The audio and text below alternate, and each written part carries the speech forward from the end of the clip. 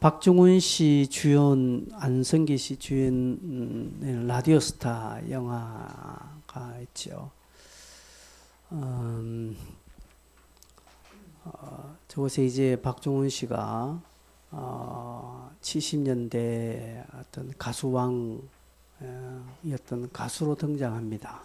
안성기 씨는 매니저로 등장하는데 나중에 어떤 일로 안성기 씨가 자기 옛 가수 박중훈 씨를 떠나죠. 그때 이제 한 방송에서 박중훈 씨가 MC로 방송을 진행하는데 이제 방송에서 원고에 없는 자기 사심을 말합니다. 자기를 떠난 매니저를 향하여서 돌아오라고 눈물 흘리면서 형 어디 있습니까? 돌아온나? 이렇게 하는 것이죠. 그래서 와서 나를 좀 비춰줘라. 별은 혼자 빛날 수 없잖아. 형이 와서 나를 좀 비춰줘. 돌아오라고 이렇게 방송을 타고 전국적으로 이제 이 매니저 안성기가 그 방송을 들으면서 이제 돌아가게 되죠. 잃어버린 사람을 찾는 것이 아니라 필요하고 정말 필요하고 간절해서 찾는 것입니다. 여러분에게 이런 사람이 있습니까? 여러분에게도 여러분이 지금 간절히 참 찾는 사람 혹이 있습니까? 그 사람과 다시 한번 일해보고 싶다. 그 사람이 너무나 절실하다. 나한테 그 사람이 있으면 너무나 참 힘이 되고 좋을 건데 라고 하는 그런 사람 있습니까? 있겠죠. 그러나 여러분 얼굴 보니까 두 분 다시 만나고 싶지 않은 사람들만 가득한 것 같습니다. 정말 행여 길에서라도 만나고 싶지 않은 그런 사람이 있는가 반면에 다시 한번 그 사람하고 한번 좀 그 일을 같이 해보고 싶고 그 사람이 좀 옆에 같이 있으면 얼마나 좋을까라는 그런 사람이 있습니다. 지난주에 제가 우리 동기 목사님이 계신 곳을 만났는데 그 목사님은 떠난 교회에서 자기가 그 교회를 나왔어요. 함양에 있는 교회에서 나왔는데 그 교회에서 다시금 그 목사님을 다시 초빙을 다시 와달라. 그 교회를 떠난 지 1년 정도밖에 안 됐어요. 함양에 있는 그 교회에서 떠났는데 떠난 지 채 1년도 안 됐어요. 그 교회에서 다시 와달라고 해서 그래서 이 목사님 또 다시 갔습니다. 저는 그걸 보면서 참 그 목사님이 어떻게 했길래 이렇게 다시 오라고 할까? 여러분 혹 만약에 제가 떠난 여러분 다시 저를 부르겠습니까? 안 부를 거예요. 그게 90% 그렇습니다. 안 부릅니다. 떠난 사람, 우리 싫다고 떠난 사람 뭐 좋아하고 잘 먹고 잘 살아라 이렇게 하는 것이 다반사인데 그 교회는 다시금 그 목사님을 다시 와달라고 하는 것이죠. 그래서 그 목사님 또 갔습니다. 여러분은 누군가에게 다시 만나고 싶은 그런 사람입니까? 여러분 누군가에게 또 같이 일해보고 싶은 그런 사람입니까? 나에게 그런 사람이 있는가 반면에 나는 또 다른 누군가에게 그런 사람인가라는 것입니다. 생의 마지막을 얼마 두지 않은 바울이 지금 간절하게 디모데를 찾습니다. 디모데를 3번씩이나 오늘 본문에 오라고 합니다. 그게 9절에도 있고 또 11절에도 있고 21절에도 있습니다. 저걸 다 같이 좀 띄워줘서 좋겠는데 자 9절에 보니까 뭐라고 여러분 성경을 보십시오.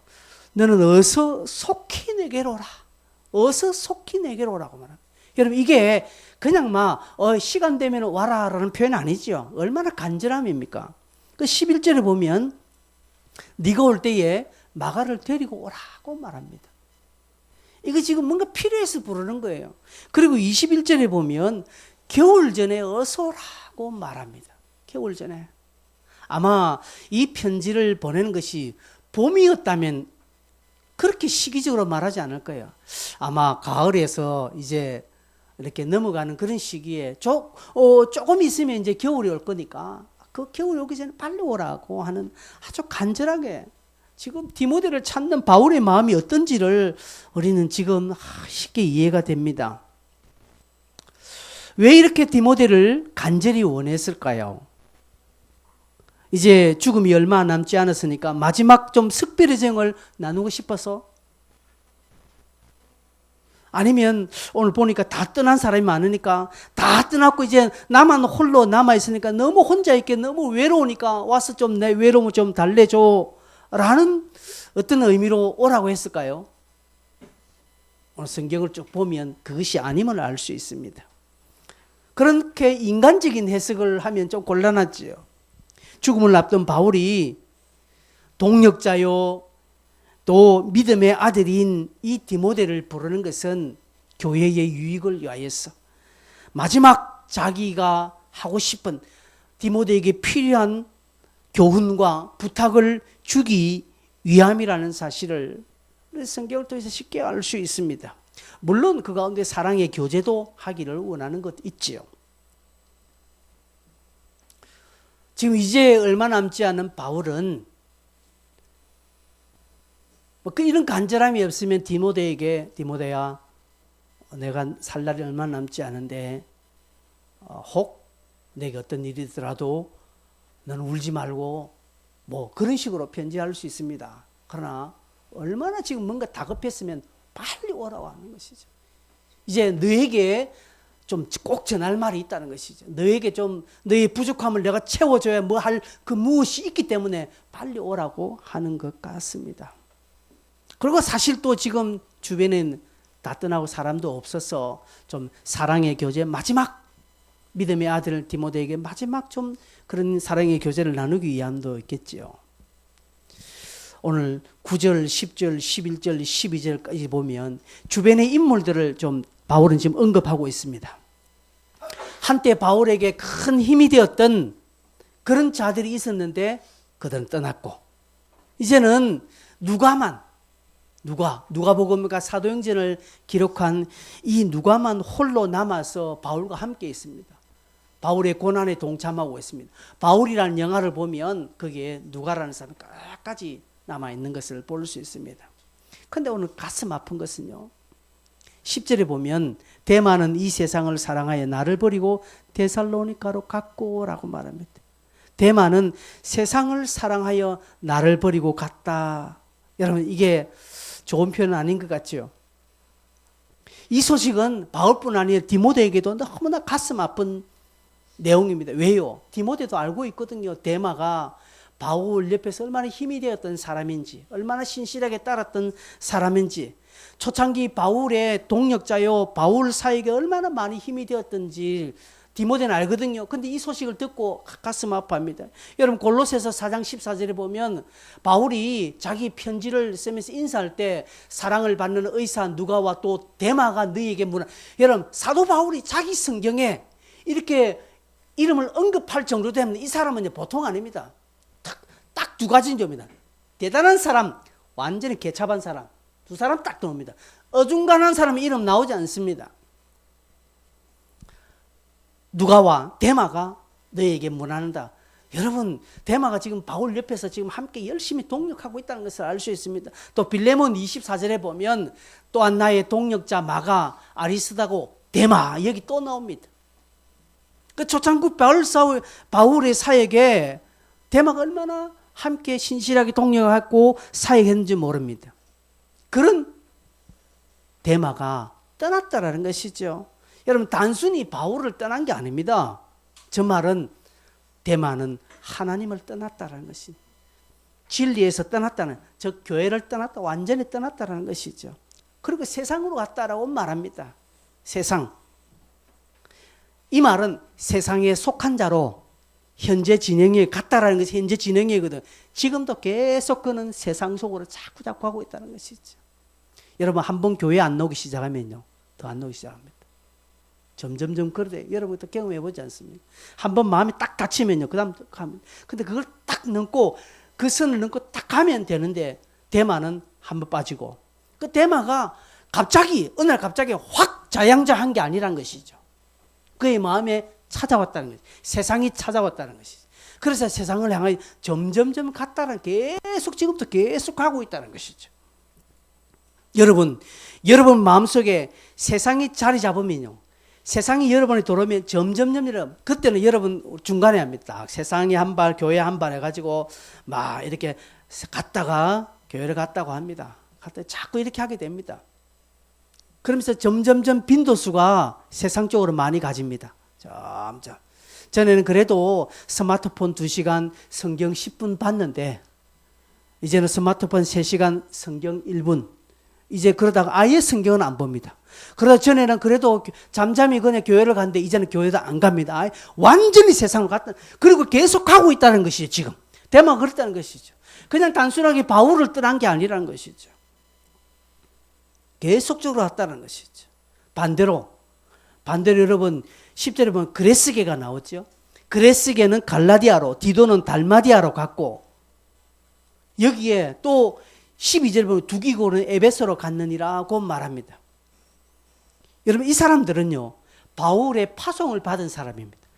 복음을 전하기 위해서 바울이 개척했거나 바울이 계획한 곳으로 이들은 바울의 명을 따라서 간 사람입니다. 이들 또한 현재 진영으로 계속 가고 있다는 것이죠. 이들 또한 데마가 계속적으로 세상에 간 것처럼 이들 또한 언급한 사람 그레스게 디도 또 두기고는 계속적으로 복음 전하는 쪽으로 영적으로 계속 그 길을 가고 있다는 것이죠. 여러분은 지금 어느 길로 많이 가고 있습니까?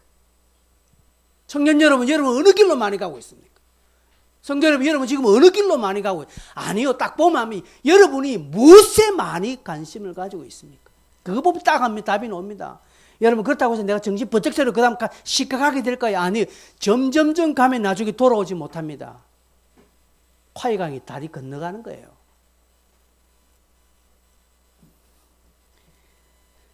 대만은 신앙을 포기하고 세상으로 갔고 그레스게와 디도와 두기고는 복음을 위하여 끝까지 충성한. 그런데 바울 주변의 사람들은 딱 양갈래로 갈라지죠.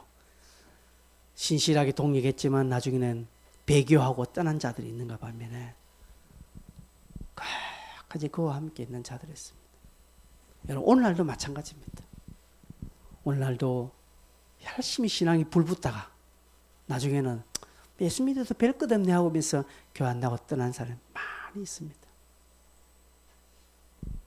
그러나 처음 신앙 끝까지 가지고 신실하게 가는 사람들 또한 있습니다. 그게 누굽니까? 11절 누가입니다. 누가. 그리고 이제 누가만 함께 있다. 나와 함께 있다라고 말합니다. 누가는 바울의 2차 전도 여행 때부터 함께 동참한 사람입니다. 16장 사도행전 16장 10절에 보면 바울이 그 환상을 보았을 때 우리가라는 표현이 있습니다. 여기에 우리가 누굴까요? 누가 자신이 들어가 있습니다. 누가가 저 성경을 기록했거든요. 사도행전을 기록한 누가가 쓰면서 바울이 그 환상을 볼 때 2차 전도여행 때 우리가 곧 마게도냐를 떠나기 힘썼다. 그게 자신이 있음을 쉽게 알 수 있습니다. 그는 또한 조금 전에 봤죠. 의사라고 이야기했죠. 골로새서에. 의사로서 주치입니다. 바울의 주치입니다. 그래서 끝까지 바울이 로마 감옥에 갇혀 있을 때 끝까지 그의 건강을 돌보았고 또한 바깥 소식을 또 바울에게 알려주는 그런 또 역할을 하기도 했습니다. 이런 사람 끝까지 2차 전도 여행 때부터 딱 그때부터 시작해서 끝까지 그렇게 함께 동역한 이런 사람이 또한 있습니다. 그러면서 조금 이제 의아한 부분이 나오는데 디모데가 올 때 마가를 데리고 오라고 말합니다.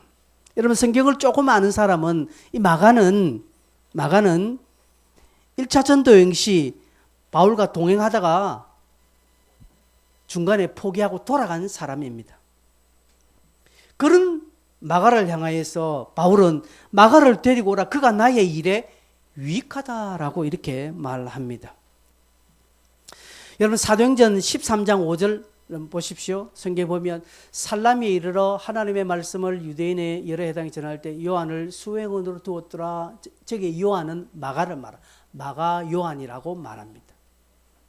마가를 동행했더라고 말합니다. 근데 13절에 얼마 안 가서 13절에 바울과 및 동행하는 사람들이 바보에서 배 타고 밤빌레아에 있는 버가에 이르니 요한은 그들에게서 떠나 예루살렘을 돌아가 버렸습니다. 무엇 때문에 떠난지는 모릅니다. 그러나 아마 요한은 야심차게 바울과 함께 2차 전도여행, 한번 1차 전도여행 시 동행했는데 이 바울의 이 전도여행이 고상한 게 아니거든요. 낭만스러운 게 아니거든요. 이게 좀 그럴싸하게 좀 보이는 게 아니라 너무 힘들었거든요. 걸어다니고 또 추위에 또 배고픔에 또 여러 가지 핍박에 이 마가가 한번 좀 이렇게 바울 옆에 있으면 어째 한번 좀 매스컴 한번 타보나 뭐 이렇게 생각했는데 아닌 것 같습니다. 그래서 이 산이 아닌가 배 하고 마가는 그냥 돌아가 버렸습니다. 그래서 이것 때문에 나중에 2차 전도 여행 때 바울이 마가를 버리는 것입니다. 사도행전 15장 37절 한번 볼까요? 37절에 바나바는 마가라는 요한도, 바나바는 마가의 삼촌대입니다. 생질이라고 하고 있거든요. 나중에 보면 마가가 조카예요. 그래서 요한을 데리고 가고자 합니다. 그런데 38절에 바울은 밤빌레에서 자기들 아까 그 떠난 것 때문에 함께 일하러 가지 않은 자를 데려가는 것이 옳지 않다. 이 바울도 한 성격합니다. 저 중간에 이제 포기한 거, 난 저런 거하고 일 못해 라고 돼버립니다. 39절에 그래서 서로 심히 다투어 피차 갈라섰다라고 말합니다. 여러분, 바나바가 누굽니까? 바울이 어떤 사람입니까? 그런데 마가 한 사람 때문에 데리고 가자 말자 안 된다. 저거 인간 안 된다. 나 저런 거하고 못한다. 아니다. 그래 데려가자. 바나바는 그 하까지 자기 조카라서 그런 것이 아니라 바나바의 성품이, 바나바는 위로자요. 사람을 세우는 걸 좋아하는 것입니다. 그래서 바울도 세웠잖아요. 그런데 마가가 실수했지만, 그래도 한번 데려가자. 근데 이 젊은 바울은 그 당시는 안 된다는 것이죠. 그래서 둘이 심히 다퉜다는 것입니다. 바울이 자기의 스승뻘 되는 바나바와 다퉜어요. 그리고 여기서 헤어지면서 성경은 그 뒤로 이 둘이 만나는 장면 전혀 기록하지 않습니다. 얼마만큼 싸웠으면 여러분. 그리고 한 번도 바울이 바나바를 언급하지 않습니다. 죽을 때까지. 뭐가 그렇게 열받는지 모르겠는데 아마 기록되지 않지만 둘 사이는 그렇게 원만하게 해결되어서 그렇게 봅니다. 그러나 그것 때문에 지금 심히 다투고 싸우고 안 데려간다는 것이죠. 그리고 바울은 40절 보면 바울은 이때부터 신라를 데려가고 그리고 바나바는 마가를 데리고 둘은 이제 헤어지게 됩니다. 그런데 바울이 로마 감옥에 투옥됐을 때 마가는 바울과 함께 로마에 있었던 것을 성경을 통해 볼 수 있습니다. 골로새서 4장 10절 다시 한번 볼까요? 아까 보니까 나와 함께 갇힌 아리스도가와 바나바의 생질 마가, 이 마가는 요한입니다. 아까 요한 생질이라 하죠. 조카라는 것이죠. 마가에 대하여 너희가 명을 받았으면 그가 이르거든 영접하라 하고 지금 마가는 이때 함께하고 있다는 것이죠. 또 빌레몬 아까 24절에 보니까 또한 나의 동력자인 마가가 여기 소개되어 있습니다. 그런데 1차 전도여행 때 바울을 한번 떠난 그것이 마가에게는 굉장히 좀 있어서 마가가 뒤에 정신을 차린 거야. 내가 이러면 안 돼. 내가 인간이 이러면 안 되지 하고 정신 차리고 아마 돌아가는 것 같습니다. 돌아가서 로마에 있는 바울 곁에 서서 바울과 함께하고 또 바울을 협력했던 것 같습니다. 그런 인물입니다. 더욱이 후에는 베드로와 같이 로마에 있은 것이 또 기록되어 있습니다. 베드로전서 5장 13절에 보면 베드로 전서입니다. 베드로가 택하심을 함께 받은 바벨론에 있는 교회가 너에게 문안하고 내 아들 마가도 그리하느니라. 베드로는 마가를 자신의 아들로 이야기합니다. 디모데를 바울은 자기의 아들로 이야기한 것처럼 당시에는 믿음의 아들들이 있었죠. 그래서 베드로와 함께 로마에 있었던 것을 바울은 알기 때문에 아마 로마의 형편도 잘 알고, 또 그래서 바울이 또 로마에 있어서 이 로마에 있는 이 바울 사에게 아마 큰 유익을 아마 줄 수 있을 것 같다라는 그런 것 때문에 디모데가 돌아올 때 꼭 마가를 데리고 오라고 이렇게 말하는 것 같습니다. 여러분, 여기에 세 부류의 사람들은 옵니다. 처음에는 함께 했다가 떠나간 사람, 그리고 계속 떠나가 쭉쭉 간 사람이 있습니다. 데마. 그런데 마가는 함께 했다가 떠났지만 돌이켜서 다시 온 마가가 있습니다. 그리고 처음부터 끝까지 누가 같은 사람 끝까지 그렇게 한 종류의 사람들이 있습니다. 우리도 우리 주변에 이런 사람들이 다 있습니다. 나 또한 누군가의 그런 사람이기도 합니다. 바울은 지금 이런 사람들을 쭉 소개를 합니다. 그리고 그 다음에 특별한 사람 한 사람을 더 소개합니다. 14절에 보니까 구리 세공업자 알렉산더라고 말합니다. 제가 아까 이야기했죠. 바울이 자기 서신에 이름이 기록된 사람은 딱 두 종류라고요. 어떤 사람은요, 함께하고 열심히 대단한 사람들입니다. 그 다음에는 밟아야 할 사람이 있습니다. 구리 세공업자 알렉산더 되어 있습니다. 여러분,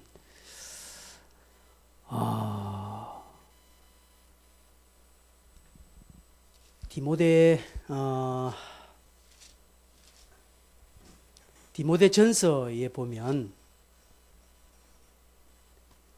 디모데전서 1장 20절에 보면,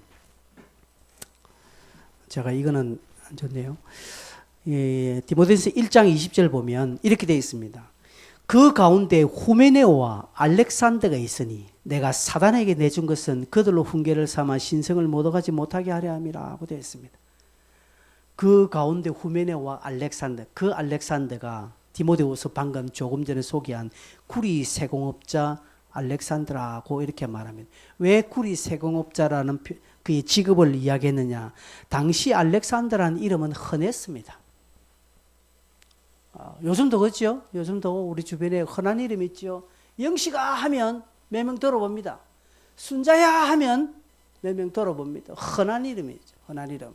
당시에 알렉산더 하면 많은 사람 들어봅니다. 근데 구리 세공업을 하고 있는 알렉산더는 아마 유일한 한 사람이었던 것 같습니다. 그래서 구리 세공업자 알렉산더의 모든 사람이 이 성경을 받아보는 모든 사람들이 누구 딱 알 수 있게 그렇게 정확하게 지적하고 있습니다. 이 사람은 배교자입니다.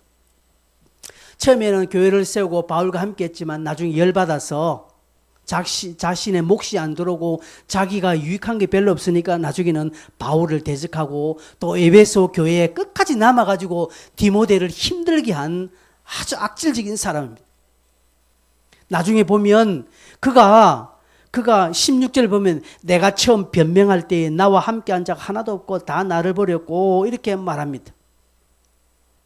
여기에 이것은 알렉산더를 이야기. 처음 바울이 1차 사로잡혀서 이제 로마 법정에서 신문을 받을 때에 알렉산더가 불리한 증언을 하고 있습니다. 자기가 변명할 때, 변호할 때 함께한 자가 없다라는 것이죠. 그래서 자기를 불리하게 만들고 교회를 힘들게 만들고 교회 안에서 자기 이권, 자기 유익만을 그렇게 일삼는 악한 자입니다. 실제로 예수를 믿지 않고요. 그래서 바울은 이를 향하여서 주께서 그 행한 대로 갚아주실 것이다 라고 말합니다. 14절에 내게 해를 많이 입혔음에, 바울에게 해를 많이 입혔다고 말합니다. 주께서 그 행한 대로 그에게 갚아주실 것이다, 갚으시겠다라고 말하는 거죠. 그렇게 기도하고 있는 것입니다. 여러분, 주께서 행한 대로 갚으신다는 이런 표현은 성경에 많이 나오고 있습니다. 시편 62편은 12절을 보면 각 사람이 행한 대로 갚으심이니다 라고 말합니다. 잠언 24장 12절에도 또 잠언 24장 12절 맞나? 다른 것 같습니다. 그리고 로마서 2장 6절 보세요. 로마서 2장 하나님께서 각 사람에게 그 행한 대로 보응하시되라고 말합니다. 성경 또 마태복음 보면 이런 표현이 예수님께서도 많이 하셨습니다. 행한 대로, 그 행한 대로 뿌린 대로 거둔다라고 말씀을 많이 했습니다. 그래서 바울이 그리스 생업자 알렉산더를 이야기하면서 그가 행한 대로 하나님 앞에 보응을 받을 것이다 라고 지금 말하고 있습니다. 이거는 참 무슨 말입니까? 여러분, 여기에 제외되는 사람은 없습니다. 여러분, 우리 모두 다 여기에 제외되지 않습니다. 여러분은 행한 대로 보응받습니다. 여러분 하신 그대로 보응받습니다. 여러분 뿌린 만큼 거두게 되어 있습니다. 여러분 이 말씀을 무겁게 받아들여야 됩니다. 이 말씀을 깊게 받아들여야 됩니다. 여러분 기도하셨으면 응답받습니다. 여러분 끝까지 함께 하시면 누가와 같은 보응을 받습니다. 그러나 여러분이 알렉산더처럼 여러분이 이익을 따라서 했다가 안 했다가 하는 힘들게 하면 꼭 그 보응 받습니다. 여러분이 보응 받지 못하면 여러분의 후대가 보응 받습니다. 겁나는 말씀입니다. 여러분, 내가 하나님 앞에 선한 것을 쌓으면 땅에서 선한 것 받습니다. 그거는 100%입니다. 이 세상의 진리입니다. 그것은. 혹 그것을 내가 받지 못하면 내 자녀들이 받습니다. 바울은 그 이야기를 합니다. 자신이 처음 1차 추옥 때 법정에서 변호할 때 아무도 그를 돌봐주지 않았고 오히려 알렉산더는 불리한 증언을 함으로 바울에게 해를 입힌 사람입니다. 그럼에도 불구하고 16절에 바울은 그들에게 허물을 돌리지 않기를 원한다라고 이렇게 말합니다. 비록 알렉산더에게 그 행한 대로 보응은 받지만 그러나 그에게 내가 허물을 돌리지 않겠다라고 하는 것입니다. 왜 이럴까요? 왜? 누가복음 23장 34절에 보면 예수께서 이르시되 아바 아버지라고 이야기하면서 저들을 용서해달라고 말합니다. 자기들이 하는 것을 알지 못합니다 라고 말합니다. 자기를 못 받고 모욕을 준 그런 당시의 정권 로마를 향하여서 사도 바울은 원망하지 않고 예수님은 원망하지 않고 하나님 저들이 알지 못해서 저러니 저들을 용서해달라고 이야기를 하는 것입니다. 바울은 지금 이 말씀을 상기하는 것입니다. 예수님도 십자가 당시 아무도 없었습니다. 그를 변호해 줄 만한 사람이 아무도 없었습니다. 오히려 그런 상황에서 많은 무리를 향하여서 용서를 지금 하나님 앞에 중보하면서 기도하는 것을 바울은 그대로 배우고 있습니다. 그래서 그 자신도 비록 불리하고 억울한 것이 있지만 그러나 원망하지 않습니다. 주변 사람이 원망하지 않고 허물을 돌리지 않기를 원한다. 왜 그런가요?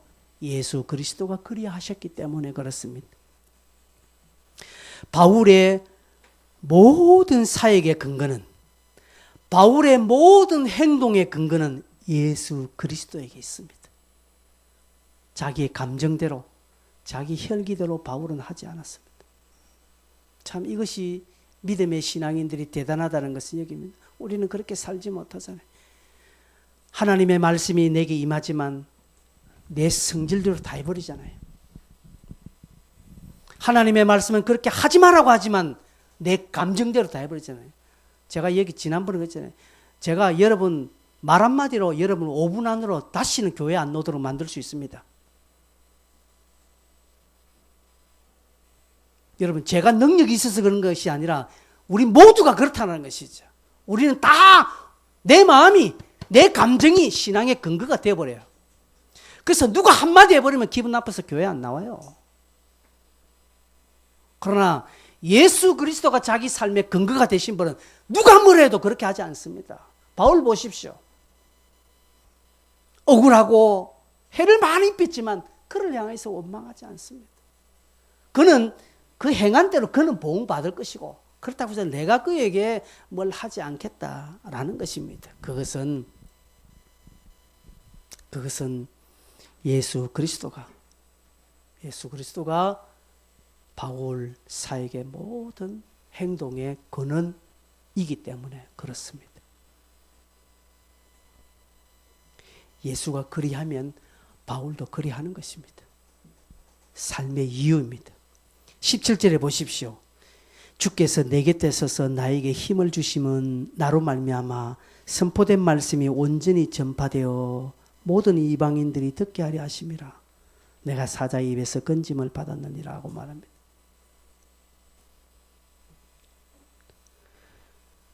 여러분, 지금 바울이 외로워서 디모데를 불렀나요? 아니란 것이죠. 바울은 뭐라 합니까? 주께서 내 곁에 서서 나에게 힘을 주셨다라고 말합니다. 바울은 빌립보 감옥 안에 잡혀 있었을 때도 그는 찬송했습니다. 즉 임마누엘을 믿었습니다. 하나님 나와 함께 하십니다. 그게 감옥 안이든지 저 바다 깊은 곳이든지 어디든지 하나님이 자기와 함께 하고 있기 때문에 바울은 외로워하지 않습니다.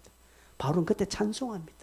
감옥 안에 잡혔을 때 신라와 함께 찬송했습니다. 그런 바울인데 지금 여기에서 외로우니 사람이 떠났다 외로우니 자기가 막 그냥 와달라 한 게 아니라는 것을 알 수 있는 대목이 여기입니다. 바울의 힘은 예수 그리스도입니다. 바울은 나의 힘이 되신 여호와여 내가 주님을 사랑합니다. 그렇게 찬송하고 있는 것입니다. 그것이 그의 힘이고 그의 능력이에요. 여러분, 여러분의 힘은 무엇입니까? 여러분의 능력은 무엇입니까? 모르긴 몰라도 여러분의 능력은 마니에서 나오는 것 같습니다. 여러분의 주머니에 돈이 가득하면요 힘 당당합니다. 청년들도 그래요. 여러분들도 그래요. 우리 중고등학생들 어때요? 주머니에 저들 돈이 든든하면요 많이 있으면요 그래서 저들은 우리 아이들은요 설날 뒷날이 가장 힘이 있잖아요. 명절에 부모님께나 친척들에게 용돈 많이 받 빵빵하거든요. 그때 제일 어깨 힘이 팍 들어가 있습니다. 여러분은 안 그렇습니까? 여러분의 힘은 물질에 있지 않습니까? 여러분의 힘은 주님께 있습니까? 어디에 있습니까? 우리의 힘과 우리의 능력은 예수 그리스도에게 있어야 함이 마땅합니다. 그렇게 되어지게 해달라고 기도하셔야 합니다. 비록 내가 가진 것 없고 비록 나는 연약하고 건강도 세상적인 여러 입지도 다 막히고 아무것도 없지만 아무도 날 찾는 이 없고 아무도 나를 알아주는 이 없고 쓸쓸히 인생을 막아나 같이 내 인생 이렇게 끝나구나 라고 하는 그런 상황이랄지라도 그 순간에서 주님이 나와 함께 하시니 나는 외롭지 않네 라고 고백하는 저와 여러분 되셔야 합니다.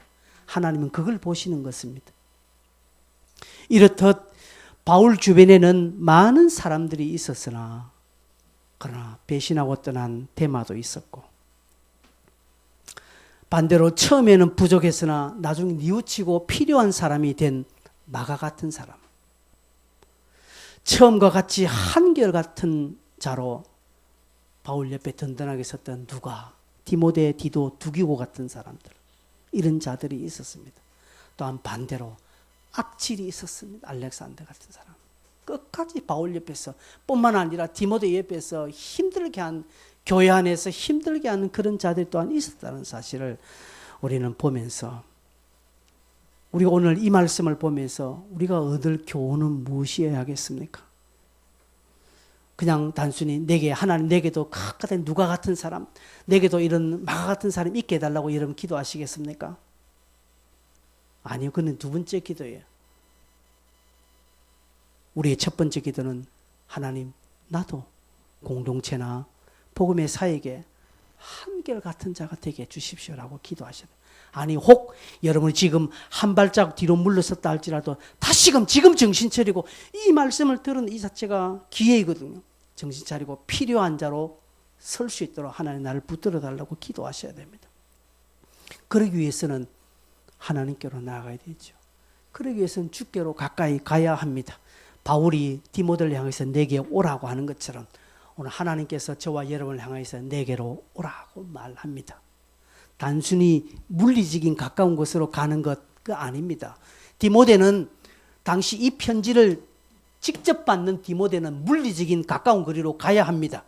그러나 오늘 이 말씀을 우리는 전달받은 우리로서, 그렇죠? 제2 원독자인 우리로서는 물리적인 거리가 아니라 영적인 거리입니다. 여러분, 말씀 읽는 것을 조금 등한히 하신 분, 말씀 읽는 자리에 가십시오. 찬송하는 자리를 등한시 하신 분은 찬송하는 자리에 가십시오. 가끔씩 우리 성도들의 핸드폰 제가 걸면 그 컬러링에 뽕짝 나오는, 요즘은 없습니다만 빨리 고치세요. 그리고 다른 것 듣는 것보다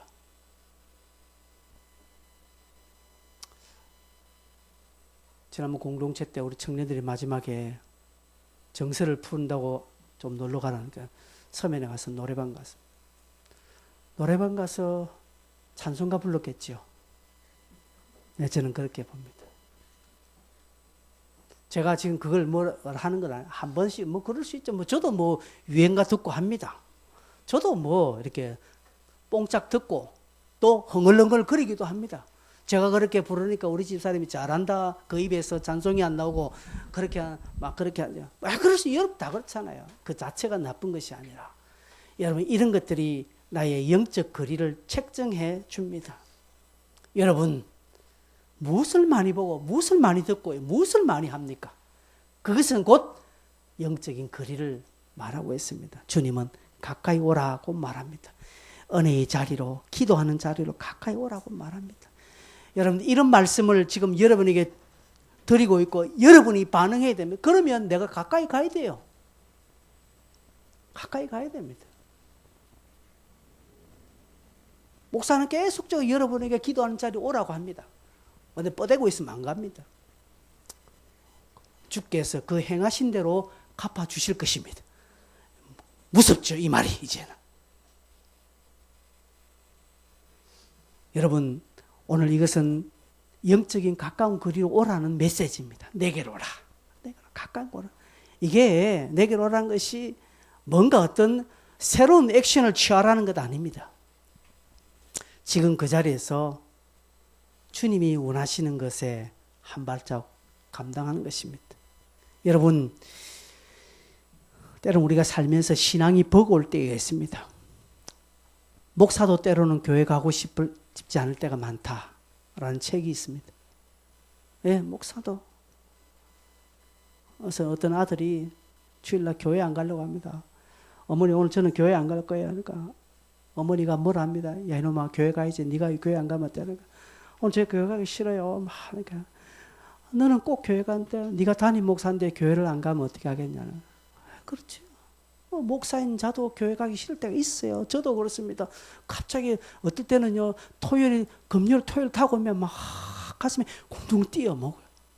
제일 좋을 때는 언제인 줄 아십니까? 주일 저녁입니다. 제일 다 끝나고 다 주일 저녁에 그냥 예전에 개그 콘서트 볼 때 9시 반에 개그 콘서트 볼 때 제일 요새 막 그냥 아무 생각 없이 웃는 거예요. 그냥. 그래서 월요일 좋습니다. 화요일까지 좋습니다. 수요일날 이제 수요일 배고 약간 부담됩니다. 이제 목요일 넘어가면 이제 침울해집니다. 힘듭니다. 금요일, 토요일 막.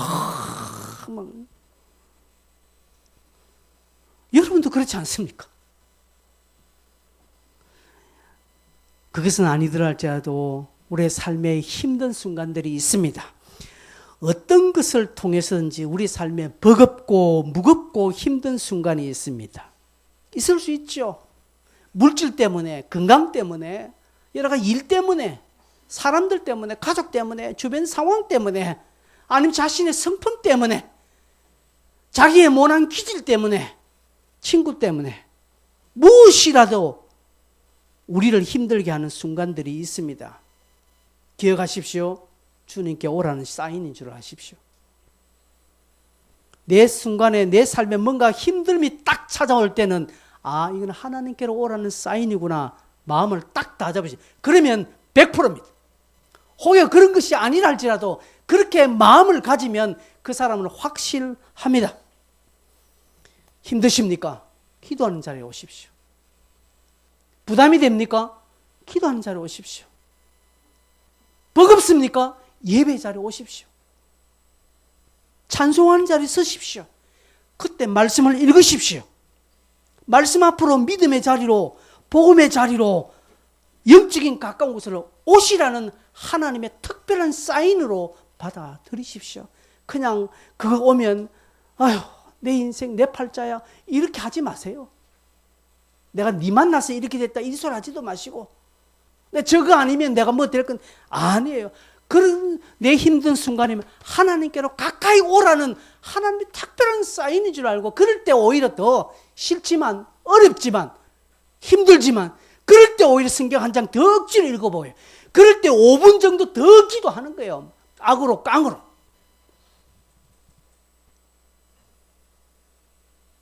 하나님은 그럴 때 그를 붙듭니다. 제가 이야기했잖아요. 헬스 하시는 분, 그죠? 헬스 하죠. 아령을 20번씩 3세트 합니다. 20번, 그래 마지막 세 번째 3세트 때 20번 합니다. 근데 헬스 트레이너가 그 20번 할 때 한 번 더 외칩니다.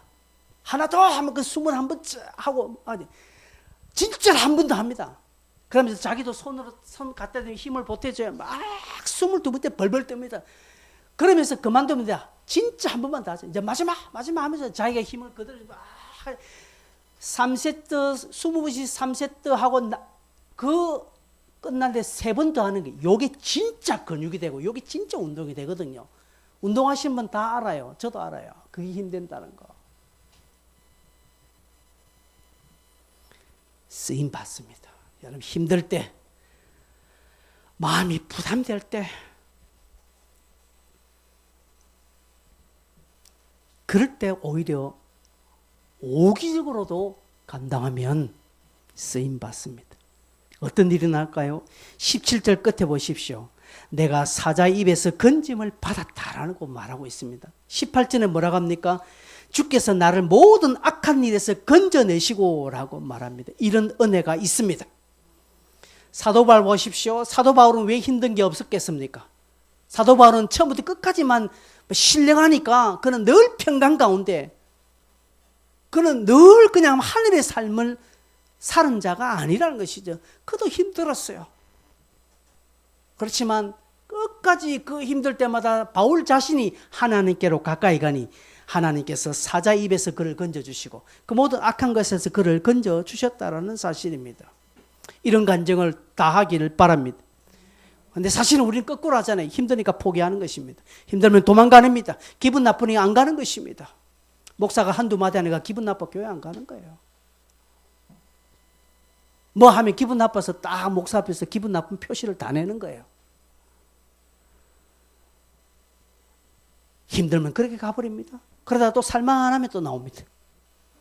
괜찮으면. 힘들면 다 하다가 이제는 아무것도 할 일 없으면 주일날 교회 오는 거예요. 평상시에 내 마음대로 다 하다가 하나님이 기뻐하지 않습니다. 왜요? 불신자들도 그래 합니다. 예수 안 믿는 사람들은 다 지 마음대로 이렇게 다 잘 살아요.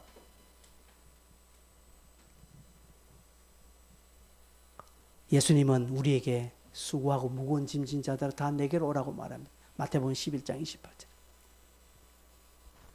내가 너희를 쉬게 하겠다라고 말합니다.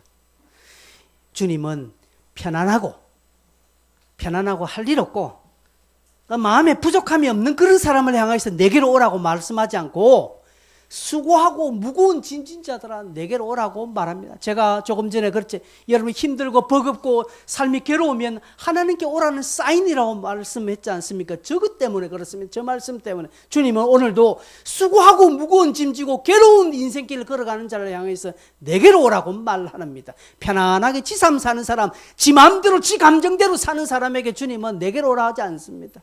오늘도 무거운 짐지고 인생길을 걸어가는 많은 자들을 향해서 내게로 오라, 내가 너희를 쉬게 하겠다라고 말하고 있는 것입니다. 힘에 겹고 지치십니까? 저도 지칩니다. 그러나 가까이 오라는 사인으로 받아들이고 하나님께로 한 걸음 가까이 가는 것입니다. 아마 모르긴 몰라도 이 말씀을 근거로 해서 디모데도 에베소 교회에서 많이 지쳐 있는 것 같습니다. 이런 알렉산더 같은 이 인간이 있으니 디모데인들 뭐 좋겠습니까? 아마 여러 가지 복합적인 상황에서 그 문제도 하나 있었을 것입니다. 그래서 바울은 오라고 합니다. 디모데에 와라.